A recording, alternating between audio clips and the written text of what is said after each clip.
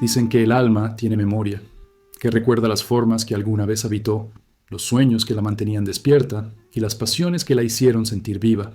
Pero un día despiertas y algo dentro de ti parece apagado.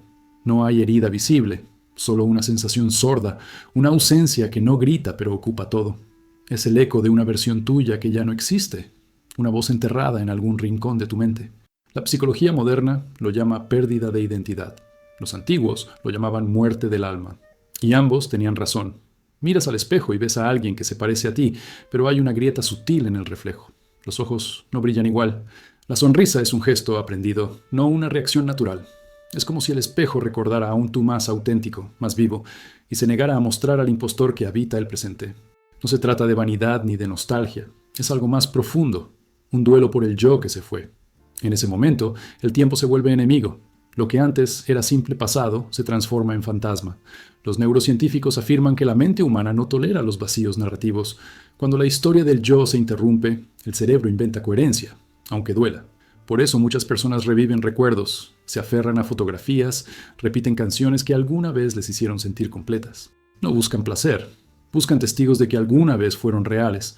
La Universidad de Stanford demostró que la pérdida del sentido vital activa las mismas zonas cerebrales que el dolor físico. El cerebro llora con impulsos eléctricos, no con lágrimas.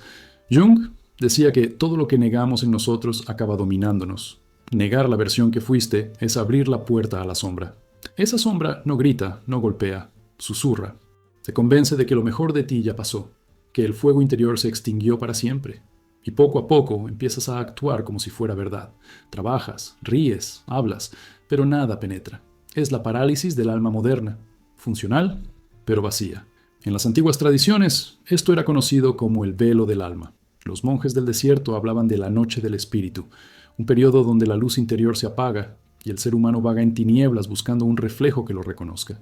En la Grecia arcaica, los filósofos contaban la historia de Perséfone, la doncella que descendió al inframundo y olvidó su propio nombre. Cada uno de nosotros repite ese mito, sin dioses ni abismos, solo con rutinas y espejos.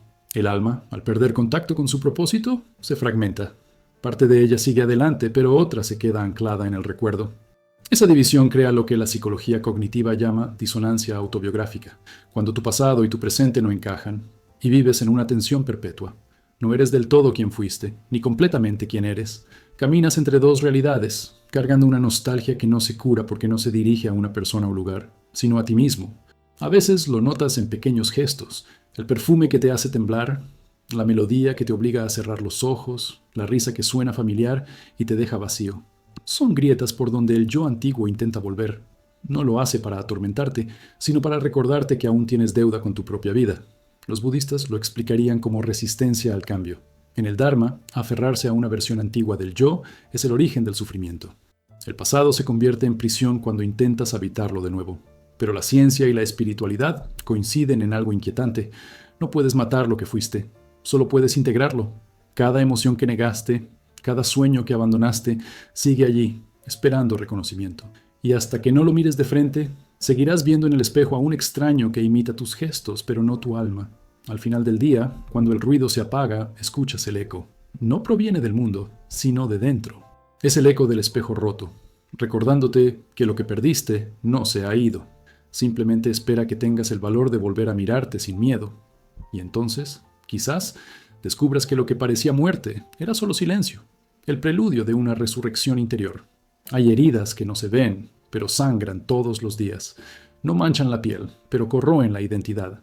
Es la herida del yo perdido, ese vacío invisible que deja haber sido alguien que ya no existe. No es depresión, ni simple nostalgia. Es algo más silencioso, más refinado. Es la sensación de haber traicionado a tu propio espíritu. Te miras y sabes que la vida sigue, pero algo en tu interior dejó de caminar contigo. No sabes cuándo ocurrió, solo sabes que un día te diste cuenta. Ya no estás completo. Jung decía que el alma humana tiene un instinto de totalidad. Cuando una parte de nosotros se pierde, el inconsciente empieza a enviar señales para recordarlo. Sueños, voces internas, recuerdos que emergen sin razón. Pero en el mundo moderno hemos aprendido a ignorar esos llamados. Los llenamos con ruido, con trabajo, con pantallas. Fingimos estar bien mientras la herida se profundiza. La mente racional, creyendo protegernos, levanta muros. Pero lo que encierra también nos asfixia. La psicología cognitiva moderna lo explica como una disociación sutil.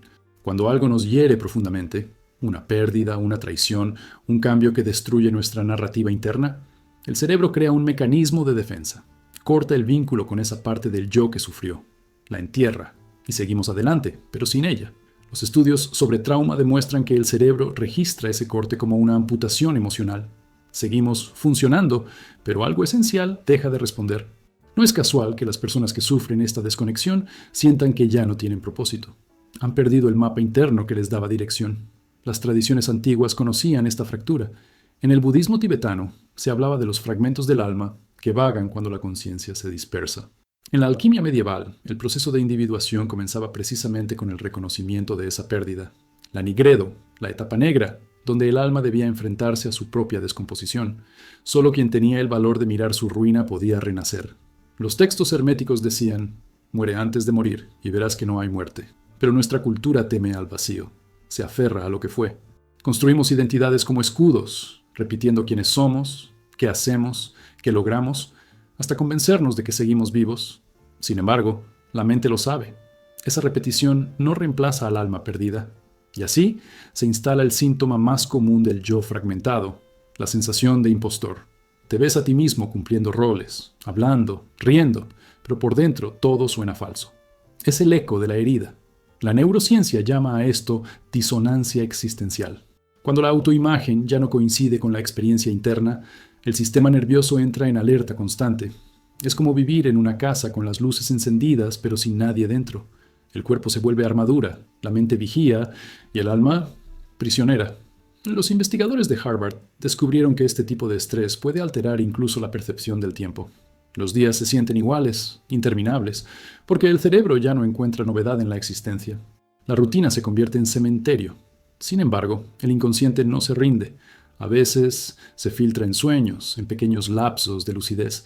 Ves un rostro en la multitud que te resulta familiar, una mirada que enciende algo que creías muerto. En esos segundos sientes un impulso casi animal de volver a casa, no a un lugar, sino a ti. Pero la mente moderna teme ese retorno porque implica atravesar la oscuridad. Para reencontrarte contigo, debes bajar al lugar donde te perdiste. Las antiguas escuelas de misterio enseñaban que el alma humana es como un espejo dividido. Una mitad refleja la vida visible, la otra, la invisible. Cuando olvidamos la invisible, comenzamos a deformarnos. Por eso las sociedades actuales parecen llenas de gente exhausta, desconectada, buscando sentido en lo externo. No es vacío cultural, es vacío interior colectivo. Todos sentimos, en mayor o menor medida, la herida del yo perdido. Y aunque parezca condena, es también un llamado. La herida no está para destruirte, sino para recordarte que algo esencial exige retorno. No puedes seguir ignorándola. Puedes anestesiarla con ruido, pero no curarla, porque la cura no está en volver a ser quien fuiste, sino en recoger las piezas y crear algo nuevo. La herida del yo perdido no es un final, es la puerta hacia tu profundidad. Y solo quien se atreve a cruzarla vuelve a sentir la vida latiendo de verdad. La ciencia, en su intento de explicar el alma, ha terminado diseccionando sus fantasmas. No hay misterio que no haya querido convertir en dato. Pero incluso los neurocientíficos más escépticos reconocen algo inquietante. Hay heridas en la mente que no pertenecen al presente. En los laboratorios se habla de memoria emocional persistente, un rastro biológico de quienes fuimos. Cada recuerdo deja una huella química, cada identidad, un patrón neuronal que no muere del todo. Es como si el cerebro llevara dentro un cementerio de antiguos yoes, durmiendo bajo capas de rutina. Cuando un estímulo los toca, una canción, un aroma, una voz, despiertan.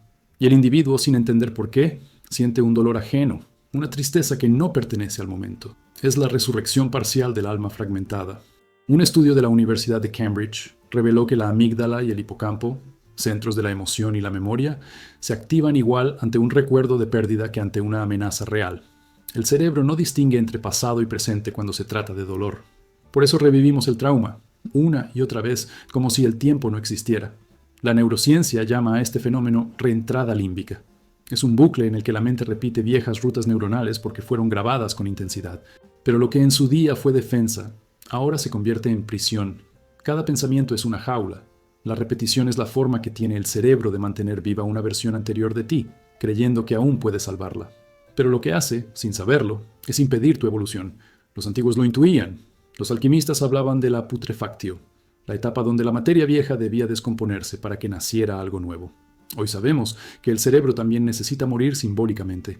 La plasticidad neuronal, esa capacidad del sistema nervioso para reinventarse, solo se activa cuando algo se rompe. Es decir, el crecimiento mental exige pérdida. No se puede ser nuevo sin haber muerto antes en algún nivel. Los investigadores del Instituto Max Planck comprobaron que el aprendizaje profundo ocurre justo después de una crisis identitaria. Cuando la mente no sabe quién es, se vuelve receptiva. El caos interno genera nuevas conexiones, nuevas formas de ver el mundo. Por eso, el sufrimiento, en ciertos contextos, no es un error. Es el laboratorio de la conciencia. Las tradiciones espirituales ya lo decían, pero ahora los escáneres cerebrales lo confirman. Sin embargo, la ciencia tiene límites. Puede medir impulsos eléctricos, pero no puede traducir el alma. Los pacientes que pasan por experiencias cercanas a la muerte describen sensaciones de unidad y claridad imposibles de replicar en laboratorio. La psiquiatría moderna intenta catalogarlas como alucinaciones, pero algo en esas narraciones inquieta a los expertos: la coherencia emocional. No parecen delirios, parecen revelaciones. Tal vez el cerebro sea solo un instrumento y no la fuente de la conciencia.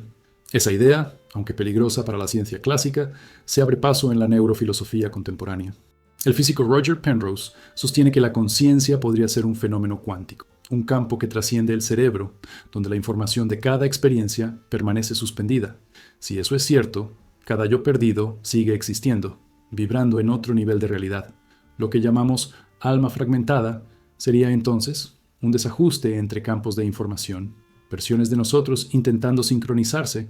Jung lo habría llamado diálogo entre el consciente y el inconsciente. Los físicos lo nombran superposición, los místicos reencarnación interior, distintos lenguajes para un mismo abismo. En todos, la idea es la misma. No somos una identidad fija, sino una orquesta de memorias, emociones y sombras tocando al mismo tiempo, y cuando una voz se apaga, el resto pierde armonía. La ciencia empieza a entenderlo a su manera. El psiquiatra Bessel van der Kolk demostró que el trauma literalmente reconfigura el cerebro. Las áreas del lenguaje se apagan, las del instinto se hiperactivan. En esos estados, el cuerpo habla por el alma. Un temblor, un silencio, una lágrima que aparece sin motivo, son códigos biológicos de la fragmentación interior. El cuerpo recuerda lo que la mente niega. Por eso sanar no es borrar el pasado, sino integrarlo. La terapia moderna busca reactivar las redes neuronales dormidas y reconectarlas con la conciencia. Es el equivalente científico del proceso espiritual de reunificación. Lo que los místicos llamaban volver al centro, la neurociencia llama recableado sináptico. Dos lenguajes, un mismo retorno. Al final, lo que la ciencia descubre con microscopios, la sabiduría ancestral ya sabía con silencio. Que cada crisis es una invitación a la expansión. Que el dolor no destruye la conciencia, la afina. Y que, aunque parezca paradójico, las partes rotas de la mente no son fallas, son puertas. Puertas por donde la luz intenta entrar otra vez. Antes de que la ciencia intentara explicar el alma, los antiguos ya sabían que perderse a uno mismo era el mayor de los castigos. No lo llamaban depresión ni crisis existencial. Lo llamaban exilio del espíritu. En templos y desiertos, los sabios observaban cómo el ser humano podía alejarse de su propia esencia sin notarlo. Y decían que cuando eso ocurría, los dioses guardaban silencio. El alma se volvía un eco. En Grecia, Platón hablaba de la anámnesis, el recuerdo de lo divino que habita en cada ser. Según él, toda búsqueda espiritual es, en el fondo, un intento de recordar lo que ya sabemos, pero olvidamos al nacer. Cuando alguien se siente desconectado de sí mismo, no ha perdido algo nuevo, ha olvidado algo antiguo. Es el alma intentando despertar. El mito de Perséfone, raptada al inframundo y obligada a dividir su existencia entre la luz y la sombra, no era solo una historia agrícola. Era una advertencia. Nadie vuelve del abismo siendo el mismo. Los egipcios decían que cada persona tenía múltiples almas. El Ka, el Ba, el Ak. Si una de ellas se alejaba, el cuerpo seguía vivo, pero la mirada se vaciaba. Para recuperarla, realizaban rituales de reintegración. La idea era simple y aterradora. Puedes seguir respirando sin estar completo. En el cristianismo primitivo, los monjes del desierto hablaban de la sedia, un demonio invisible que susurraba al alma que todo carecía de sentido. Era la enfermedad del mediodía, cuando el sol está en lo alto y el espíritu cae en sombra. Es la misma sensación que hoy llamamos vacío existencial. Nada cambia, solo el lenguaje. En Oriente, los budistas comprendieron el fenómeno desde otro ángulo. Para ellos, el yo nunca fue una entidad fija, sino una ilusión pasajera. El sufrimiento surge cuando nos aferramos a una identidad que ya se disolvió. Meditar era, en esencia, morir un poco cada día, permitir que el viejo yo se derritiera para que el nuevo pudiera respirar. La pérdida de sí mismo no era tragedia, sino renacimiento. Pero en Occidente tememos al renacer porque implica atravesar la muerte simbólica. Preferimos fingir continuidad que aceptar transformación. Los filósofos herméticos enseñaban que el alma desciende al mundo material para recordar su origen a través de la experiencia. Cada caída, cada error, cada sombra es parte del viaje de retorno. Hermes Trismegisto lo decía con precisión. Lo que está abajo es como lo que está arriba. El alma que se fragmenta aquí también busca su reunificación allá. Lo que el científico observa en el cerebro, el alquimista veía en el fuego. Todo proceso de pérdida es una combustión espiritual. En las tradiciones nórdicas, el alma que se alejaba de su propósito se convertía en Draugr, un ser que vagaba sin descanso, prisionero de su propio pasado. No necesitaban infiernos, bastaba la idea de no poder soltar lo que fuiste. En los templos hindúes se decía que la tristeza profunda era la prueba de que el alma había olvidado su danza original, y solo podía recuperarla a través del silencio. Curiosamente, la psicología moderna redescubre esas verdades en otros términos. Jung hablaba del proceso de individuación como una peregrinación interior. Decía que cada ser humano, en algún punto, debe descender a su propio inframundo, enfrentarse con las figuras internas, la sombra, el ánima, el anciano sabio, y reconciliarse con ellas. Es el mismo viaje que describen los mitos. Lo que los antiguos representaban con dioses, nosotros lo vivimos con emociones. Los mitos son mapas de la mente. Cada uno narra la historia del alma perdida buscando su camino de regreso. Ulises, vagando por el mar durante años, no huye del mundo. Busca volver a sí mismo. Orfeo desciende al Hades no para desafiar la muerte, sino para recuperar su parte amada, su esencia. Y Prometeo, encadenado por robar el fuego, representa la condena del conocimiento, la lucidez que duele. Todos son reflejos de la misma herida. El eco de los antiguos nos recuerda que la pérdida del yo no es una anomalía moderna, sino una constante del alma humana. Cambian las ropas, los nombres, las ciudades, pero el abismo interior es el mismo desde hace milenios. El hombre que se siente vacío frente a una pantalla no es distinto del monje que lloraba en el desierto, o del filósofo que temía olvidar su origen. Todos enfrentan la misma pregunta: ¿quién soy cuando lo que era ya no responde? Y quizá por eso sus voces aún resuenan, porque sabían que la caída no era el final, sino la iniciación, que la nostalgia de quien fuimos no es un castigo, sino una brújula. En un mundo que teme al silencio, ellos lo abrazaban como puerta, y es en ese silencio donde el eco de los antiguos todavía habla, no con palabras, sino con una certeza que atraviesa los siglos. El alma nunca se pierde del todo, solo espera ser recordada. Hay síntomas que no aparecen en ningún diagnóstico, señales que ningún médico sabría interpretar. Son los signos del alma vacía. No se ven a simple vista, pero se sienten en la atmósfera, en la forma en que una persona camina, en el silencio que deja al hablar. No se trata de locura ni de tristeza común. Es algo más profundo, más antiguo, la lenta evaporación del espíritu. Cuando un ser humano se desconecta de su centro, su cuerpo sigue moviéndose, pero su mirada se vuelve un paisaje abandonado. El primer signo es el cansancio sin causa. No es fatiga del cuerpo, sino del alma. Despiertas y ya estás agotado, como si hubieras corrido toda la noche en sueños. Nada logra emocionarte del todo, ni siquiera lo que antes amabas. Es como vivir bajo un cielo nublado que nunca se abre. La neurociencia ha observado este fenómeno. El sistema dopaminérgico se apaga cuando el cerebro deja de percibir propósito. Pero los antiguos lo sabían sin escáneres. Decían que cuando el fuego interior se extingue, el mundo pierde color. El segundo signo es la risa vacía. Una carcajada que no nace del pecho, sino del hábito. La gente ríe contigo, pero tú sientes que estás actuando. Es una comedia invisible, una imitación de la alegría. En la psicología cognitiva, esto se llama disonancia afectiva. Una separación entre la emoción real y la expresión externa. El rostro sigue cumpliendo su papel, pero dentro reina el silencio. El alma vacía domina el arte de fingir normalidad. Luego viene la extraña nostalgia por algo que no puedes nombrar.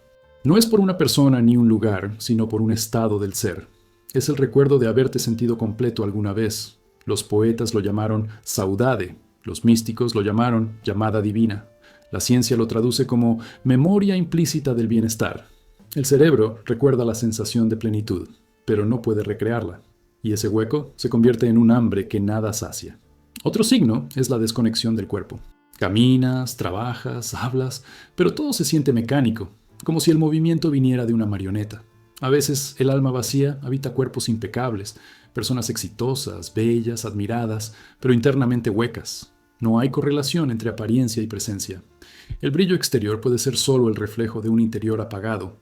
Los psicólogos del trauma describen este estado como despersonalización. Es una estrategia de defensa. Cuando la mente no soporta la carga emocional, se separa del cuerpo para no sentir. El problema es que, con el tiempo, esa separación se convierte en costumbre. La persona deja de habitar su propia vida. Se observa desde fuera, como si todo le ocurriera a otro. Y en ese punto, el alma comienza a desvanecerse. El alma vacía no soporta el silencio. Lo teme, porque en el silencio podría escuchar su propio eco. Por eso necesita ruido, distracción, movimiento constante, redes sociales, series, trabajo excesivo, cualquier cosa que tape el abismo. Pero el ruido no cura, solo adormece. Y cuando el silencio finalmente llega, de noche, en la cama, cuando no hay nadie mirando, el vacío reaparece con más fuerza, como un animal hambriento reclamando atención. A veces los signos se manifiestan en la mirada, una mirada que observa pero no ve, que registra la vida sin participar. Los antiguos creían que los ojos eran la ventana del alma. Hoy sabemos que reflejan la actividad del sistema límbico. Cuando el alma está apagada, la mirada pierde brillo literal. No es metáfora. La pupila responde distinto a los estímulos. La ciencia lo confirma, pero el corazón lo siente desde siempre. El último signo es el miedo a uno mismo. Quien ha perdido el alma teme estar a solas con su reflejo. Evita mirarse demasiado tiempo, hablar demasiado profundo, amar demasiado de cerca. Sabe que cualquier contacto con lo real podría romper la máscara. Pero la máscara se resquebraja igual, porque nada puede sostenerse sobre el vacío. Los signos del alma vacía son advertencias, no para juzgar, sino para despertar. Son alarmas interiores que dicen: has dejado partes de ti atrás.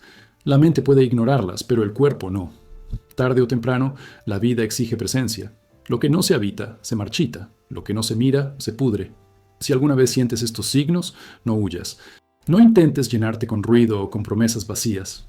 Quédate quieto. Observa. Porque en ese silencio donde crees que no hay nada, comienza el retorno. El alma no grita, susurra. Y solo quien aprende a escuchar su vacío puede oírla volver. Hay un punto en toda caída donde el alma deja de resistir y empieza a escuchar. Es un instante frágil, casi imperceptible, en el que la oscuridad deja de ser enemiga y se convierte en espejo. Ahí comienza el regreso del fuego interior. No es un acto heroico ni una iluminación divina. Es algo más silencioso, más humano, el simple gesto de mirar el propio abismo sin huir. Nadie te enseña a hacerlo. La cultura moderna te repite que sanes, que sigas, que superes, pero sanar no siempre significa seguir adelante. A veces significa detenerse y sentir el frío completo de la noche para entender dónde se extinguió la llama. Los antiguos lo sabían. En los textos herméticos se decía que el fuego sagrado solo renace en el corazón que ha conocido la sombra. La alquimia interna comienza cuando aceptas que no hay regreso posible al antiguo yo. El que fuiste, murió, y eso está bien. La mente se resiste, pero el alma lo entiende. No se trata de revivir al muerto, sino de usar sus cenizas para encender algo nuevo. La psicología junguiana llama a este proceso reintegración del yo. La neurociencia lo explica como una reconfiguración neuronal después del trauma, pero las palabras no importan. Lo esencial es el movimiento invisible que ocurre cuando la conciencia deja de negar lo que fue y empieza a tejer significado con los restos. A veces el fuego regresa en formas pequeñas, en un suspiro que no duele, en una tarde que se siente distinta, en una sonrisa que no es impostura. Son señales discretas de que algo en ti vuelve a respirar. La espiritualidad lo llama renacimiento, pero no tiene nada de glorioso. Es más bien un despertar cansado, un volver a mirar el mundo con cicatrices y aún así elegir quedarse. El alma que regresa no busca pureza, busca presencia, y esa presencia se construye con atención. La atención es el nuevo fuego. Lo que observas con plena conciencia se ilumina. Lo que ignoras se pudre. Por eso los sabios antiguos meditaban frente a la nada, no para escapar del mundo, sino para reencenderlo desde dentro. Cuando el alma está vacía, mirar el vacío sin miedo es una forma de oración. La neurociencia ha demostrado que el acto de contemplación profunda reconfigura el cerebro, reactiva la dopamina, sincroniza las ondas cerebrales. La ciencia lo confirma. La quietud cura, pero el regreso del fuego interior exige una disciplina sagrada, la retirada estratégica. No se puede renacer rodeado de ruido. El alma herida necesita oscuridad, silencio y distancia. En el lenguaje de los monjes, esto se llamaba hesychia, la quietud que permite oír a Dios dentro. El lenguaje moderno es desconectarse del bombardeo constante de estímulos, del deseo de ser visto, de la obligación de responder. Solo así la chispa puede encontrar oxígeno. El alma renacida no busca grandeza, busca verdad. Se vuelve más lenta, más observadora, más silenciosa.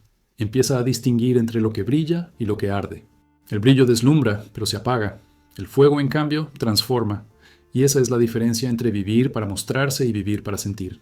Quien recupera su fuego interior ya no necesita convencer al mundo de nada. Su sola presencia es suficiente. El regreso también trae peligro, porque la conciencia recién encendida ve cosas que antes ignoraba. La falsedad se vuelve insoportable.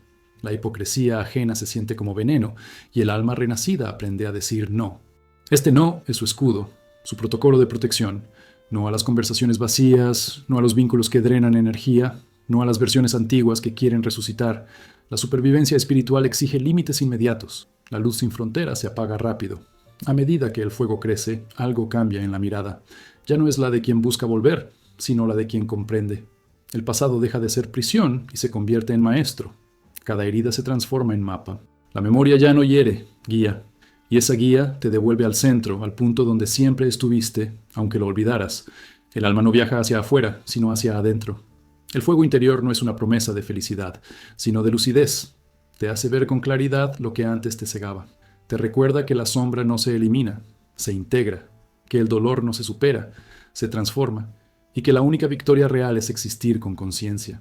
Al final, el alma que regresa no necesita palabras grandiosas, solo silencio, porque el silencio, después del ruido, suena como verdad, y en esa verdad el fuego vuelve a arder. No para iluminar al mundo, sino para calentar de nuevo tu propia existencia. Ese es el verdadero milagro. Mirar el espejo roto y ver en sus fragmentos no tu pérdida, sino tu resurrección.